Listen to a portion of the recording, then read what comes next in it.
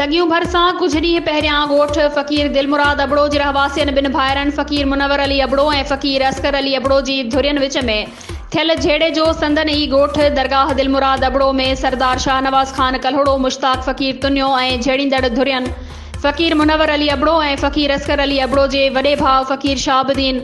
अबड़ो जी सरपंची हेठि फ़ैसिलो थी गुज़रियो। धुरियुनि खे क़ुरान पाक ते हथ रखाए ठाह करायो वियो। ॿिन्ही भाइरनि में थियल झेड़े दौरान फायरिंग में फ़क़ीर असकर अली अबड़ो जो नौजवान पुटु सजाद अली अबड़ो ऐं मुनवर फ़क़ीर अबड़ो जी घरवारी ज़ख़्मी थी पिया हुआ। सरदार शाहनवाज़ खान कल्होड़ो ॿुधायो त ॿिनि भाइरनि विच में पैदा थींदड़ नफ़रत खे ख़त्म करण लाइ संदन ई वॾे भाउ फ़क़ीर शाहबुद्दीन अबड़ो मुश्ताक फ़क़ीर तुनियो जी मौजूदगी में धुरियुनि जूं ॻाल्हियूं ॿुधी क़ुरान पाक ते हथ रखाए खीर खंड करे छॾियो आहे।